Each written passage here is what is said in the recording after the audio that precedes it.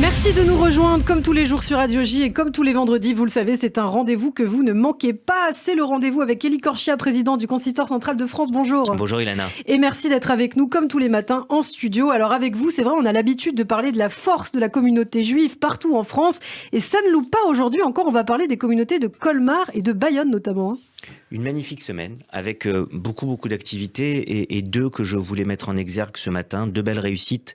D'abord dimanche dernier, j'étais avec le Grand Rabbin de France en Alsace. Nous avons eu une très belle après-midi. C'était l'inauguration à Colmar du centre communautaire et culturel rénové de Colmar, qui fait partie de l'enceinte, si vous voulez, de la grande synagogue de Colmar, qui a été construite il y a 180 ans quasiment, en 1843. Et ce centre communautaire, eh bien, il fallait entièrement le repenser, le rénover, l'agrandir. C'est un travail qui a duré 2 ans. Ça s'est fini juste au moment du Covid. Et je peux vous dire que c'est un travail remarquable qui permet sur 4 niveaux, des salles de cours, des salles pour les enfants, de Talmud Torah, des salles de jeux, évidemment tout ce qui concerne les cuisines pour faire une salle de réception. C'est vraiment un endroit qui va permettre de faire vivre d'une façon très belle cette communauté de Colmar. Et ce qui est intéressant, il y avait 1 600 000 €, je crois, de travaux de rénovation pour ces salles. Ce qui est intéressant, c'est que tout le monde y a participé. Vraiment, il y a eu un effort à la fois des pouvoirs publics, tous les pouvoirs publics étaient là, du maire de Colmar à la communauté européenne d'Alsace, députés, il y avait la députée Brigitte Klinkert, notre ancienne ministre, qui était là et qui a soutenu vraiment la communauté, qui continue à la soutenir avec la mairie. Vraiment, c'était une très belle inauguration et je voulais vraiment que ce soit mon ami Eli Cohen, président du consistoire du Haut-Rhin, mes amis Yvan Guesmar et tous mes amis du Haut-Rhin, le président Jean-Claude Schmitt de Colmar ou le grand rabbin régional Claude Fima. Je voulais vraiment les féliciter d'avoir donné une très belle cérémonie. On est dans un département concordataire, Ilana. C'est-à-dire que vous savez, là-bas, les rabbins sont des fonctionnaires. C'est un statut très particulier pour les 3 départements concordataires français. Et donc, on sentait une grande chaleur et un très beau moment à Colmar. Alors Colmar, et puis il y a aussi Bayonne. Complètement. Nous étions dans l'est de la France dimanche pour cette très belle après-midi. Nous sommes passés mercredi dans le sud-ouest, quasiment à la frontière avec l'Espagne, Bayonne.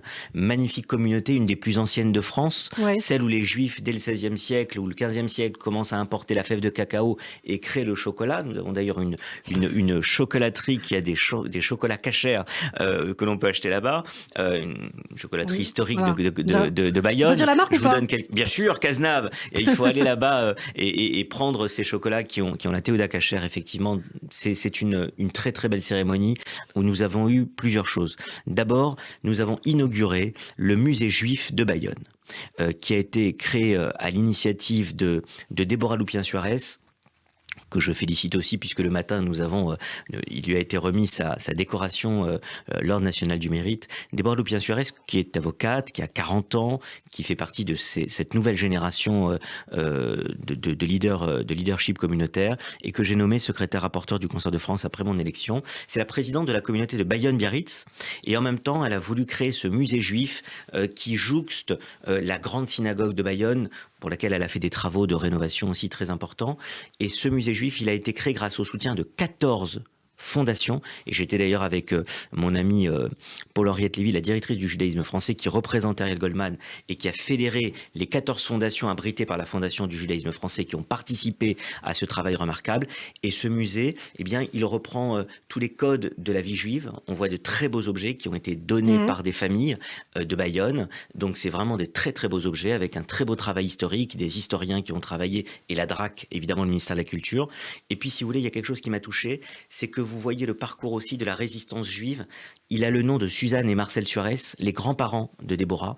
Et Marcel Suarez, sous son nom de résistant Fléau, a été un des grands résistants français, nommé compagnon de la libération par le général de Gaulle après la guerre. Et on voit aussi le parcours aussi de ces grandes figures qui ont suivi donc le parcours de leurs aïeux et ont défendu la France pendant la Seconde Guerre mondiale. C'est un musée où vous traversez l'histoire des Juifs de Bayonne sur plus de 6-7 siècles. C'est remarquable pour celles et ceux qui visiteront Bayonne. C'est un bon moment. Et on a terminé ensuite avec le grand rabbin Maman, avec le grand rabbin Corsia. Nous avons posé dans le jardin de ce bel édifice de la grande synagogue la première pierre de ce qui sera le futur mikvé de Bayonne. Donc vous voyez, on est passé de la culture à la vie juive sous toutes ses formes, et c'était une très belle journée aussi. Quand je vous disais le judaïsme en action, c'est un judaïsme communauté qui avance, toujours très forte, qui continue, qui se réinvente toujours et qui essaye toujours de voir de nouveaux projets. Eh bien, ça fait plaisir. Alors, vendredi, Shabbat oblige, hein, on lit le Shabbat, Élie, et comme chaque vendredi, vous nous apportez une lecture, un conseil lecture, et ce matin, eh bien, c'est un roman graphique à la recherche de Jeanne.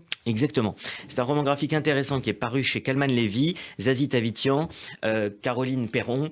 Zazie Tavitian, c'est une chroniqueuse en matière gastronomique qui aime beaucoup ça, et elle tombe sur une pépite, j'allais dire, un carnet de recettes que qu'une cousine, elle n'est pas juive, hein, mais son arrière-arrière-grand-mère était juive, elle s'appelait Jeanne Veil, et elle a une cousine qui habite en Israël, Racheli, qui un jour l'appelle et lui dit « Tiens, toi qui travailles sur tous ces thèmes, j'ai trouvé un carnet de recettes de notre arrière-arrière-grand-mère, Jeanne Veil. » Et elle décide de se lancer, alors comme elle travaille dans le métier du journalisme, elle fait une série de podcasts qui va s'appeler À la recherche de Jeanne, des podcasts qui ont été très remarqués parce qu'ils font intervenir beaucoup de sons, de travaux de toutes sortes de formes.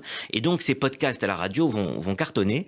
Et Caroline Perron, qui est dessinatrice et illustratrice, trouve que cette série de podcasts, à travers ces carnets de recettes qui lui font remonter à la recherche de Jeanne, c'est comment cette femme, qui était un peu un sujet tabou dans la famille, dont son grand-père ne parlait quasiment pas jusqu'à ce qu'il décède, et il a donné quelques pistes sur cette grand-mère qu'il aimait tant. Qui était cette Jeanne Veil ? Comment elle s'est retrouvée déportée en 1943 à Sobibor, alors c'était déjà une femme de 58-59 ans, et pourquoi les autres membres de la famille n'ont pas été déportés, elle faisait partie de cette bourgeoisie juive parisienne. Comment elle s'est retrouvée déportée, comment elle est morte, quelle était sa vie avant. Eh bien, à travers un carnet de recettes, eh bien, elle va partir à la recherche de son arrière-arrière-grand-mère. Il y a une petite phrase très jolie, je terminerai là-dessus, qui avait été prononcée par Zazie Tavitian. Elle disait qu'elle voulait cuisiner ses recettes avec sa famille et cuisiner sa famille avec ce carnet de recettes. Elle y est bien arrivée, à part 2-3 petites choses, parce que on visite beaucoup des villes. On va en Israël aussi, où elle va rechercher des membres de sa famille, etc. Bon, il y a 2-3 clichés, évidemment, sur Israël dont on aurait pu se passer. Mais bon, dans l'ensemble, c'est vraiment un beau roman graphique sur cette recherche familiale, et à travers un personnage, cette Jeanne Veil, à qui on rend hommage après les nazis qui ont voulu effacer les noms et les histoires de toutes celles et tous ceux qui sont partis pendant la Shoah. C'est un ouvrage à lire. Eh bien, c'est À la recherche de Jeanne, publié aux éditions Kalman Levy. Merci beaucoup, Élie Korchia. On vous retrouve vendredi prochain.